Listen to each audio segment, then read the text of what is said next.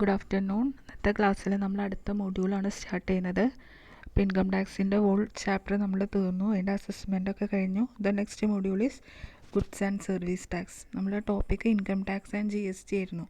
അതിനകത്ത് GST എന്നുള്ള ടോപ്പിക്കാണ് നമ്മൾ നെക്സ്റ്റ് മൊഡ്യൂളിൽ പഠിക്കുന്നത്. നെക്സ്റ്റ് മൊഡ്യൂൾ ഓൺവേർഡ്സ് നമ്മൾ അത് തന്നെയാണ് നോക്കിയിട്ട് പോണത്.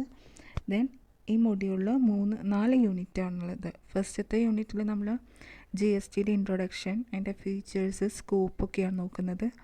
Second unit is levy and collection of tax under GST. And third, time and place of supply under GST. And fourth module is valuation of supply under GST.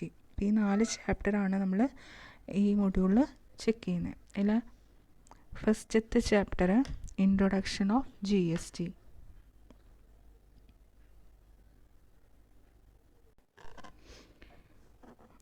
GST എന്ന് പറഞ്ഞാൽ tax ആണ്. ഇപ്പോൾ പണ്ട് നമ്മുടെ നാട്ടിലുണ്ടായിരുന്നത് എന്താ, സെയിൽ ടാക്സ് ആണ്. Service tax and goods tax. ഗുഡ്സിന് വേണ്ടിയിട്ട് വേറെ ടാക്സസ് ആയിരുന്നു. സെയിൽസ് ആൻഡ് സെയിൽ ടാക്സ് കഴിഞ്ഞിട്ട് നമ്മൾ വാല്യൂ ആഡഡ് ടാക്സ് കൊണ്ടുവന്നു.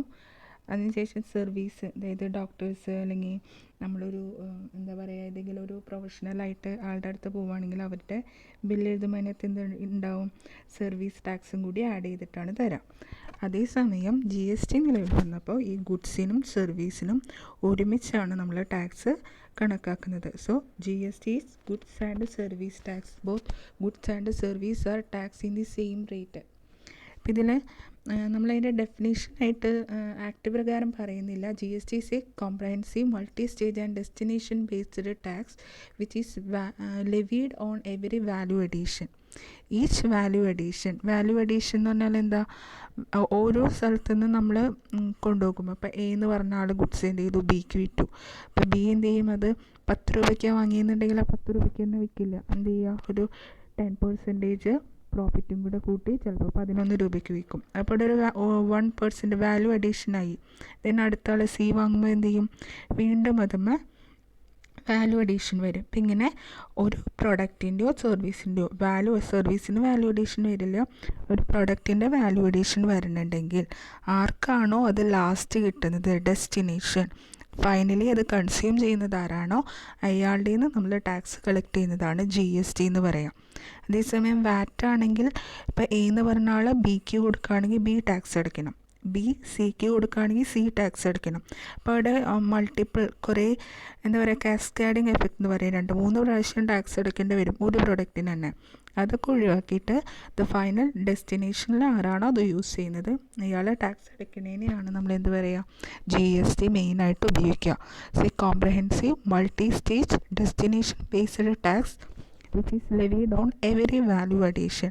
അപ്പോൾ ഇവിടെ single tax on supply of goods and സർവീസസിനാണ് ഉപയോഗിക്കുന്നത്. അപ്പോൾ ഇവിടെ ഇമ്പോർട്ടൻ്റ് ആയിട്ടുള്ളൊരു ടേമാണ് സപ്ലൈ ഓഫ് ഗുഡ്സ്. GSTയുടെ മെയിനായിട്ടുള്ളൊരു പ്രത്യേകത സപ്ലൈക്കാണ് നമ്മൾ ടാക്സ് ഈടാക്കുന്നത്. ദെൻ അത് മെയിനായിട്ട് അതിൻ്റെ ലോഗോ എന്ന് പറഞ്ഞാൽ GST കൊണ്ടുവരാനുള്ള മെയിനായിട്ടുള്ള കാരണം ഇത് ഇന്ത്യൻ ടാക്സ് സിസ്റ്റത്തിൻ്റെ ഒരു വൺ സിസ്റ്റത്തിലേക്ക് ആക്കാനായിട്ടാണ്. അതായത് വൺ നേഷൻ വൺ ടാക്സ് എന്നുള്ളൊരു ഫോമിലേക്ക് ആക്കാൻ വേണ്ടിയിട്ടാണ്. അല്ലെങ്കിൽ ഓരോ സ്ഥലത്തും ഓരോ ടാക്സ് ഈടാക്കുന്നത്. ഇപ്പോൾ കേരളത്തിലാണ് ഈ VAT, ഓരോ സംസ്ഥാനത്ത് ഓരോ ടാക്സ് ചെയ്യുന്നു. അത് മാറ്റിയിട്ട് എന്ത് ചെയ്തു, വൺ നേഷൻ വൺ ടാക്സ് എന്നുള്ളൊരു സിസ്റ്റത്തിലേക്ക് കൊണ്ടുവന്നു. അപ്പോൾ ഈ GST കൊണ്ടുവന്നപ്പോൾ കുറേ ടാക്സുകളുണ്ടായിരുന്നു നമ്മുടെ നാട്ടിൽ. Excise tax, service tax, VAT, entry tax, entertainment tax, advertisement എന്നൊക്കെ പറഞ്ഞ് കുറേ ടാക്സുകളുണ്ടായിരുന്നു. അതെല്ലാം കളഞ്ഞിട്ട് ഒരൊറ്റ ടാക്സിലേക്ക് കൊണ്ടുവന്നിരിക്കുന്നതാണ് GST. അപ്പോൾ അതിൻ്റെ ലോകം നോക്കി ഐഡിയോളജിയാണ് വൺ നേഷൻ വൺ ടാക്സ് എന്നുള്ളത്. അപ്പോൾ GST is a comprehensive multi stage destination based tax which is levied on every value addition. It is a single tax on supply of goods and services. ഇനി ഇതിൻ്റെ ഒരു definition പോലെ കൊടുത്തേക്കുന്നതാണ്, it is an agreeable indirect tax levy on manufacture, sale and consumption of goods as well as service. Indirect tax ആണ് GST. നമ്മൾ tax പഠിച്ചപ്പോൾ തുടക്കത്തിൽ തന്നെ പറഞ്ഞിരുന്നു, ഇൻഡയറക്റ്റ് ടാക്സ് എന്ന് പറഞ്ഞാൽ അതിൻ്റെ ബേർഡൻ വരുന്നത് ഒരാൾക്കും അടയ്ക്കേണ്ടത് വേറൊരാളാണ്. അപ്പോൾ ഇൻഡയറക്റ്റ് ടാക്സ് ചെയ്തെന്നൊക്കെ manufacturing, sales and consumption of goods and സർവീസിൽ നിന്ന് ഈടാക്കുന്ന ടാക്സാണ് GST. ഇപ്പോൾ ഡെഫിനിഷനായിട്ട് നിങ്ങൾ ഇത് പഠിച്ചാൽ മതി കേട്ടോ. ഇപ്പോൾ ഈ GST എന്നുള്ളത് ഇപ്പോൾ ഏകദേശം കുറേ രാജ്യങ്ങളിൽ ഉപയോഗിക്കേണ്ടത് അറൗണ്ട് 160 കൺട്രീസ് ഈ GST എന്നുള്ളത് ഉപയോഗിക്കുക. അതായത് സെയിൽ ടാക്സും വാറ്റൊക്കെ റീപ്ലേസ് ചെയ്തിട്ട് GST ആണ് ഉപയോഗിക്കുക. കാരണം കുറച്ചും കൂടെ നമുക്ക് ഈസിലി അണ്ടർസ്റ്റാൻഡിങ് ചെയ്യാൻ പറ്റുന്ന അല്ലെങ്കിൽ കാൽക്കുലേഷനൊക്കെ എളുപ്പമായി വരുന്നത് GST ആണ്. ഫോർ എക്സാമ്പിൾ പറയുകയാണെങ്കിൽ നമുക്ക് എന്താ പറയുക, ഇൻ്റർ സ്റ്റേറ്റ് നമ്മളിവിടെ നിന്ന് തമിഴ്നാട്ടിലേക്ക് സാധനങ്ങൾ വിൽക്കേണ്ടതെന്ന് വിചാരിക്കൂ. അപ്പം നമുക്ക് അവിടെ എന്തുണ്ട്, സെൻട്രൽ ടാക്സ് ഉണ്ടായിരുന്നു, സെൻട്രൽ CST എന്ന് പറഞ്ഞ സെൻട്രൽ സെയിൽ ടാക്സ് ഉണ്ടായിരുന്നു. കേരളത്തിൽ വിൽക്കുമ്പോൾ നമ്മൾ ഇവിടെയും ടാക്സ് അടയ്ക്കണം. അപ്പം അങ്ങനെ ഒരു മൾട്ടിപ്പിൾ ടാക്സ് സിസ്റ്റം ഉള്ളത് ഈ GST പ്രകാരം ഒഴിവാക്കാനായിട്ട് സാധിച്ചു. കാരണം എന്താ, ഓൾ ഇന്ത്യ ഒരൊറ്റ ടാക്സ് മാത്രം നമ്മൾ അടച്ചാൽ മതി. അപ്പോൾ ഈ GST നിലവിൽ വന്നത്, അതായത് അതിൻ്റെ ഹിസ്റ്ററി നമുക്ക് പഠിക്കാനുണ്ട്. പക്ഷേ ഇന്ത്യയിൽ എന്നാണോ കെയിം ഇൻ ടു ഫോഴ്സ് ആയത് ജൂലൈ 1, 2017 ആണ്. അതായത് 2017 ജൂലൈ 1 മുതൽ എല്ലാ സ്ഥാപനങ്ങളും എന്ത് ചെയ്യണം, GST യൂസ് ചെയ്യണമെന്നുള്ള നിയമം വന്നു. അതിനു മുമ്പ് ഇത് കുറേ പെട്ടെന്ന് നമുക്കിത് ഇൻട്രൊഡ്യൂസ് ചെയ്യാൻ പറ്റില്ല ഒരു ആക്റ്റുകളും. അത് പടിപടിയായിട്ട് തന്നെയാണ് ഇൻട്രൊഡ്യൂസ് ചെയ്യുക. 2017 എല്ലാ സ്ഥാപനങ്ങളും GST നടപ്പിലാക്കണമെന്ന് പറഞ്ഞത്. ദെൻ ഇന്ത്യയിൽ ഡ്യുവൽ GST ആണ് ഉപയോഗിക്കുക. ഡ്യുവൽ GST എന്ന് പറഞ്ഞാൽ നമ്മൾ എത്ര രൂപ GST കളക്ട് ചെയ്യുന്നുണ്ടോ അതിന് ഈക്വലായിട്ട് അല്ലെങ്കിൽ പ്രപ്പോർഷൻ എത്രയാണെന്ന് തീരുമാനിച്ചിട്ടുണ്ട്. അത് സ്റ്റേറ്റ് ആൻഡ് സെൻട്രൽ ഡിവൈഡ് ചെയ്യണം. അതായത് ഇപ്പം നമ്മളൊരു 12% നമുക്ക് GST എന്ന് വിചാരിക്കൂ. 6% സെൻട്രലിന് കൊടുക്കും, സെൻട്രൽ ഗവൺമെൻറ് എടുക്കും. 6% സ്റ്റേറ്റ് ഗവൺമെൻറ് എടുക്കും. ഇപ്പോൾ നമ്മുടെ നാട്ടിൽ നടപ്പിലാക്കിയിരുന്നത് ഡ്യുവൽ GST സിസ്റ്റമാണ്. That is both central and state government levy tax on GST. അത് നിങ്ങൾ ബില്ലൊക്കെ വാങ്ങുമ്പോൾ അറിയാൻ പറ്റും, ഇത്ര രൂപ CGST, SGST എന്നൊക്കെ പറഞ്ഞ് എഴുതിയിട്ടുണ്ട്. ഇതാണ് മെയിനായിട്ട് GSTയുടെ ഇൻട്രൊഡക്ഷൻ പാർട്ടിൽ വരുന്നത്. ഇതിൻ്റെ ഫീച്ചേഴ്സ്, ഫസ്റ്റത്തെ ഫീച്ചറാണ് it is applicable on supply of goods and services. അതായത് നമ്മൾ സപ്ലൈ ചെയ്യുന്ന ആളാണ്, അതായത് ഫൈനൽ ഡെസ്റ്റിനേഷനിൽ ആരാണോ സപ്ലൈ ചെയ്യുന്നത് അപ്പം അയാളായിരിക്കണം ടാക്സ് അടയ്ക്കേണ്ടത്. അതായത് ഗവൺമെൻറ്റിലേക്ക് അടയ്ക്കേണ്ടതാണ് സപ്ലൈ എന്നുള്ളതിൽ തീരുമാനിക്കുക. കളക്ട് ചെയ്യേണ്ടത് ആരുടെ നിന്നാണ്, കൺസ്യൂമറുടെ നിന്നാണ്. ഫൈനലി ആരാണോ കൺസ്യൂം ചെയ്യുന്നത് അയാളുടെ നിന്ന് നമ്മൾ ടാക്സ് കളക്ട് ചെയ്തിട്ട് ആരാണോ സപ്ലൈ ചെയ്തത് അയാൾ വേണം എന്ത് ചെയ്യാൻ, GST അടയ്ക്കാനായിട്ട്. So GST is applicable on supply of goods and services. Then second അതിൻ്റെ ഫീച്ചർ വന്നതാണ് it is a destination based consumption tax. Destination based consumption പറഞ്ഞു, നേരത്തെ പറഞ്ഞ പോലെ തന്നെയാണ്. ആരാണോ ഫൈനലി അത് കൺസ്യൂം ചെയ്യുന്നത് അയാളുടെ നിന്നായിരിക്കണം ടാക്സ് കളക്ട് ചെയ്യേണ്ടത്, അതിൻ്റെ ഇടയിലുള്ള ആൾക്കാരുടെ നിന്ന്. ഇപ്പോൾ ഇടനിലക്കാരെ പരമാവധി ഒഴിവാക്കാനായിട്ടാണ് GST നോക്കുക. അപ്പോൾ അത് പരമാവധി ഒഴിവാക്കിയിട്ട് ഫൈനൽ കൺസംഷൻ ആരുടെയിലാണ് വരുന്നത് അയാളുടെ നിന്ന് ടാക്സ് കളക്ട് ചെയ്യാം. And third one is dual GST. നമ്മൾ ഓൾറെഡി എൻ്റെ ഇൻട്രൊഡക്ഷനിൽ പറഞ്ഞതാണ്. Dual GST means the central and state levy tax on the same basis. Common basis ഉണ്ടാവും, അതിൽ നിന്ന് സെൻട്രലും സ്റ്റേറ്റും എന്ത് ചെയ്യും, ടാക്സ് കളക്ട് ചെയ്യും. ഇതിൽ സെൻട്രൽ ഗവൺമെൻറ് കളക്ട് ചെയ്യുന്ന ടാക്സിനെ പറയുന്ന പേരാണ് CGST, central GST. CGST central GST. And the state government ഈടാക്കുന്ന ടാക്സിനെ പറയുന്ന പേരാണ് സ്റ്റേറ്റ് GST, SGST. അത് ഷോർട്ട് ഫോമിൽ SGST ആൻഡ് CGST എന്ന് നമ്മൾ പറയും. ഇപ്പോൾ 2 തരം GST ആണ്, CGST ആൻഡ് SGST. ഇത് കൂടാതെ വരുന്ന നെക്സ്റ്റ് ഫീച്ചറിലാണ് ഇൻ്റഗ്രേറ്റഡ് GST. ഇൻ്റഗ്രേറ്റഡ് GST എന്ന് പറഞ്ഞാൽ നമ്മൾ ഇൻ്റർ സ്റ്റേറ്റ് സപ്ലൈ ഉണ്ടാകും. ഇപ്പോൾ നേരത്തെ പറഞ്ഞില്ലേ, ഇപ്പോൾ കേരളത്തിൽ നിന്ന് തമിഴ്നാട്ടിലേക്ക് കൊടുക്കുമ്പോൾ നമ്മൾ ഇൻ്റർ സ്റ്റേറ്റ് സപ്ലൈ ആണ്.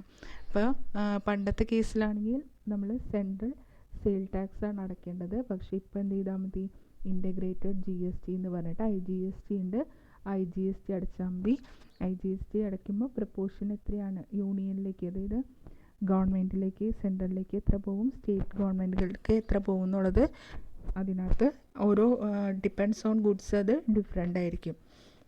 ഇപ്പോൾ അത് കൂടാതെ നമുക്ക് വരുന്നതാണ് യൂണിയൻ ടെറിട്ടറീസ്, അതായത് കേന്ദ്രഭരണ പ്രദേശങ്ങളിലേക്ക് നമ്മൾ എന്ത് ചെയ്യും, ഗുഡ്സ് കൊടുക്കണമെങ്കിൽ അവിടെ ഉപയോഗിക്കുന്നത് UTGST ആണ്, യൂണിയൻ ടെറിട്ടറി GST, UTGST. ഇപ്പം 4 തരമാണ് മെയിനായിട്ട് നമുക്ക് പഠിക്കാനുള്ളത്: central GST, state GST, integrated GST, IGST and UTGST. Then next വരുന്നത് ഇമ്പോർട്ട്. ഗുഡ്സ് ഇമ്പോർട്ട് ചെയ്യുകയാണെങ്കിൽ എക്സ്പോർട്ടിന് 0 റേറ്റഡ് സപ്ലൈ ആണ്. എക്സ്പോർട്ടിന് നമ്മൾ 0 റേറ്റഡ് എന്ന് പറയുമ്പോൾ ടാക്സ് 0% ആയിരിക്കും.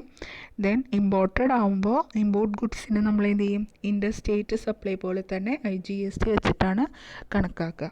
അപ്പോൾ ഇതിന് നിങ്ങൾക്ക് മെയിനായിട്ട് അതിൻ്റെ തിയറി പോർഷൻ മാത്രമേ ഉള്ളൂ. ജസ്റ്റ് ആ തിയറി മാത്രം നല്ലപോലെ പഠിച്ചു വെച്ചാൽ മതി, ഇതിൻ്റെ പ്രോബ്ലം ഒന്നും വരുന്നില്ല കേട്ടോ. ദെൻ GST ഇല്ലാത്ത കുറച്ച് കാര്യങ്ങളുണ്ട്. മെയിനായിട്ട് ആൽക്കഹോൾ, ഹ്യൂമൻ കൺസംഷന് ഉപയോഗിക്കുന്ന ആൽക്കഹോളില്ലേ, അതിന് GST ഇല്ല. കാരണം അതിന് GST വെച്ചാൽ സെൻട്രലിലേക്ക് എന്ത് ചെയ്യും, പൈസ കൂടുതലായിട്ട് പോകും, സ്റ്റേറ്റ് ഗവൺമെൻറ്റിന് വരുമാനമൊന്നും ഉണ്ടാവില്ല. അതുകൊണ്ടാണ് ആൽക്കഹോളിന് GST ഇല്ലാത്തത്. പിന്നെ ഇതിനില്ല പെട്രോളിയം പ്രോഡക്ട്സ്. അതാ പ്രോഡക്ട്സ് ഏതൊക്കെയാണെന്ന് ആക്റ്റിൽ സ്പെസിഫൈ ചെയ്തിട്ടുണ്ട്. ആ പെട്രോളിയം പ്രോഡക്ട്സിന് ക്രൂഡ്, പെട്രോൾ, ഡീസൽ, അങ്ങനെ കുറച്ച് ഒരു 5 എണ്ണം ഉണ്ട്. നാച്ചുറൽ ഗ്യാസ് 5 എണ്ണം ഉണ്ട്. അതിന് നമ്മൾ GST ഈടാക്കുന്നില്ല. പിന്നെ ടുബാക്കോ ആൻഡ് ടുബാക്കോ പ്രോഡക്ട്സിന് GST ഉണ്ട്. ആ GSTയുടെ ഒപ്പം തന്നെ എന്ത് ചെയ്യണം, സെൻട്രൽ എക്സൈസ് ഡ്യൂട്ടിയും കൂടെ ഈടാക്കണം. അപ്പോൾ ഇത് നെക്സ്റ്റിൽ പറയാം. Tobacco and tobacco products will subject to GST അടയ്ക്കണം. അതുകൂടാതെ തന്നെ സെൻട്രൽ എക്സൈസ് ഡ്യൂട്ടിയും കൂടെ അവർ ചാർജ് ചെയ്യുന്നുണ്ട്. ഇതാണ് മെയിനായിട്ട് അതിൻ്റെ ഫീച്ചേഴ്സിൽ വരുന്ന കാര്യങ്ങൾ. സപ്ലൈ ഫസ്റ്റത്തേൽ നമ്മൾ ഇത്രയും കാര്യങ്ങളാണ് പറയുന്നത്. Applicable on supply of goods ആണ്. ഡെസ്റ്റിനേഷൻ ബേസ്ഡ് കൺസംഷൻ ടാക്സേഷൻ ആണ് ഉപയോഗിക്കുന്നത്. ഡ്യുവൽ GST ആണ്. Both central and state can collect tax. Integrated GST is applicable in case of interstate supply. In case of import of goods and services, IGST is collected. Integrated GST ആണ് collect ചെയ്യുന്നത്. Union ടെറിട്ടറിയിലേക്കാണ് കൊടുക്കണമെന്നുണ്ടെങ്കിൽ അത് UTGST ആണ് ഉപയോഗിക്കുക. Tax ഇല്ലാത്തത്, GST applicable ഇല്ലാത്ത മെയിനായിട്ടുള്ള ഒരെണ്ണമാണ് alcohol for human consumption. അത് അങ്ങനെ തന്നെ പറയാൻ ചുമ്മാ ആൽക്കഹോൾ എന്ന് പറഞ്ഞാൽ കിട്ടില്ല. Alcohol for human consumption and petroleum products എക്സ്പോർട്ടിന് 0 റേറ്റഡ് സപ്ലൈ ആയിട്ടാണ് ഡീൽ ചെയ്യുന്നത്. Then tobacco and tobacco products GST അടയ്ക്കണം. അതുകൂടാതെ സെൻട്രൽ എക്സൈസ് ഡ്യൂട്ടിയും കൂടെ അടയ്ക്കണം. ഇപ്പം നമ്മൾ പറഞ്ഞു GST നടപ്പിലാക്കിയപ്പോൾ കുറേ ടാക്സുകൾ ഒഴിവാക്കിയിട്ടുണ്ട്. ഒഴിവാക്കിയതിന് നമ്മൾ ഈ central excise, additional duties, custom duty എന്നൊക്കെ പറഞ്ഞ് കുറച്ച് കാര്യങ്ങൾ ഒഴിവാക്കിയിട്ടുണ്ട്. അതുകൂടാതെ ചില ടാക്സുകളൊക്കെ കൂടി കൂട്ടിച്ചേർന്നിട്ടാണ്, ദാറ്റ് ഈസ് സബ്സ്യൂംഡ് വിത്തിൻ GSTയിൽ ഇൻക്ലൂഡഡ് ആണ്.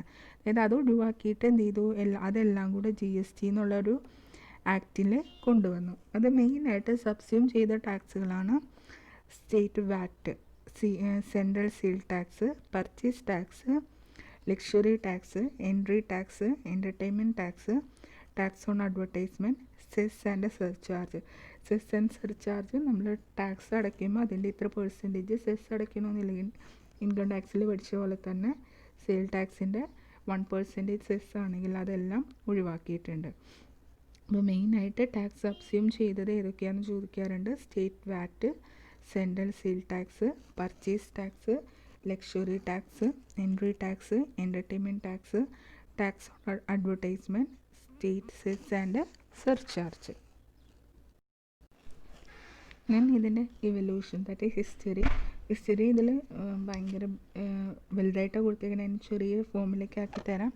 ഈ GST എന്നുള്ളൊരു കോൺസെപ്റ്റ് കൊണ്ടുവന്നത് നമ്മുടെ അടൽ ബിഹാരി വാജ്പേയി പ്രധാനമന്ത്രിയായിരുന്ന സമയത്ത് തന്നെ 2006 ഇത് കൊണ്ടുവരുന്നത്.